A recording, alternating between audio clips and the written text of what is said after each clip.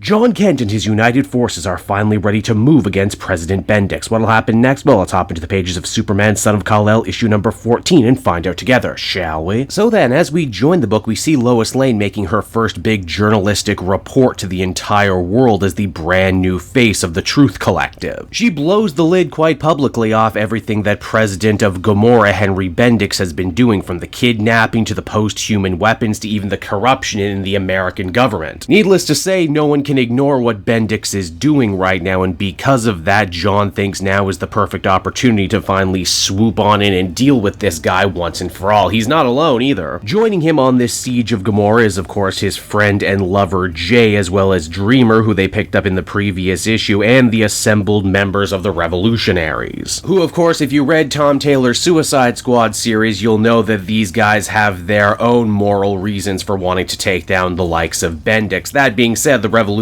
and Superman already don't see eye to eye. John, as a Superman, obviously sees this as a rescue mission. They're liberating the people of Gomorrah from the iron fist of Bendix, while the Revolutionaries see this more as a war. One where sometimes casualties are just a sad reality of it all. John gets a very surprising advocate, though, for his way of thinking in the form of Damian. Yes, that's right, you didn't think they were going to topple a whole evil government and not reunite the Super Sons at the same time, did ya? Damian says that he trusts John with his whole heart, that he knows what he's talking about, and that if the Revolutionaries are willing to open their heart to him too, they may be surprised what they find. After all, Damian started his superhero career as an assassin, and look how far he's come. Now, Bendix has been awaiting this attack, and because of it, he's put his entire island nation under some sort of giant force shield. John just can't simply go and punch it because, well, he doesn't know what that will do to the people inside. And because Lex Luthor is involved, and because Dreamer had given John a vision in the previous issue of some sort of kryptonite gas creature that Bendix is keeping in his compound, a frontal assault would probably end up being a very bad idea. It's lucky for everyone then that they have the help of Jay, who has the post-human power of being able to phase through solid matter. Of course, if John is going to get him into the field, he's going to need a few things first. Sadly, because of helping the young Superman, Jay ended up getting outed as the face of the truth. Superman doesn't want to do any more damage to his personal life, and because of that, he takes him to the Fortress of Solitude so he can give him his own brand new supersuit. In fact, it looks a lot like Dreamer's suit because it's from the future. He also gets his own flight ring too, so he can keep up with Superman when the fighting starts. Jay does make a little joke about, "Ooh, really, a ring? That's a little forward, don't you think?" Jay also gets a super name too. They don't mention it in this actual story proper, but on the cover they say that he's taken up the alias Gossamer, which,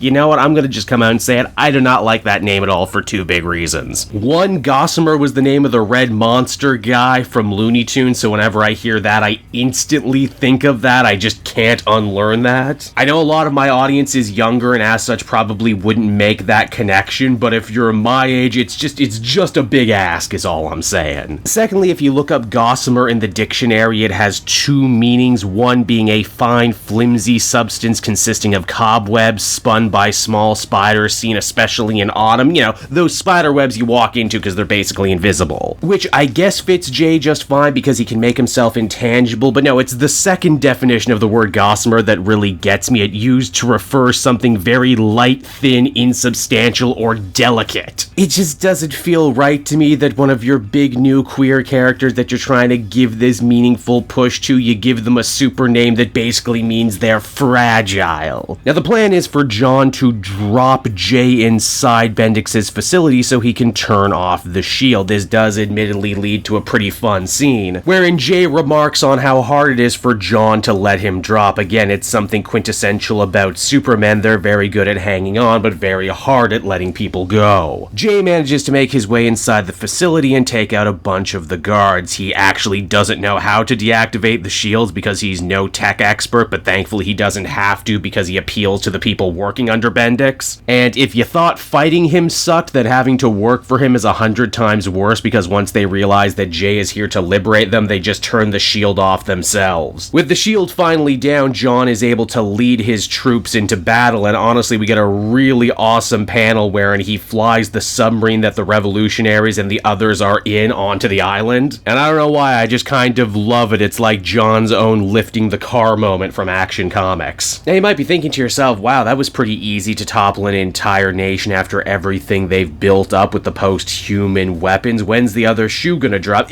Well, right now. You see, Bendix himself may actually not be the hardest thing for Superman and his friends to have to overcome. The hardest thing for them to have to overcome is the new monsterized version of Jay's own mother sent to attack them as the comic comes to a close. And so that was Superman Son of Kal-El issue number 14, everybody, and it certainly feels like Tom Taylor is building up to a big conclusion to what I guess you can call the first real chapter in the life of John Kent as Superman. I certainly enjoyed it enough. Problems with new name choices aside, it's certainly fun to see John have to deal with other people as part of being a superhero, having to rely on the likes of the Revolutionaries, talk out their moral issues and come to a real understanding where I think his father Clark would have just been strong enough to do all of this on his own and not need people to help him out. It's a different side of Superman, a new problem for him to have to solve in a new way, and it's something I've always liked about this book and something that I think Tom Taylor has always thought about in constructing the problems that John needs to overcome. Overall, I think I feel comfortable giving this one a 7.5 out of 10, and I'm definitely interested to see how all of this is going to shake out. Hey there everyone, Cape Joel again, and I want to thank you so much for watching to the end of the video. As always, if you liked what you see, be sure to like, subscribe, comment. It really helps drive engagement and helps me out too. Also, if you are a patron, which you can become for as little as $1 a month, you will get exclusive content that no one else can ever see, and you'll get to see the Comic Multiverse podcast before anyone else too. You can check out all this and more down in the description. And until next time everyone, this has been Cape Joel, and I'll see you all next time. Cheers.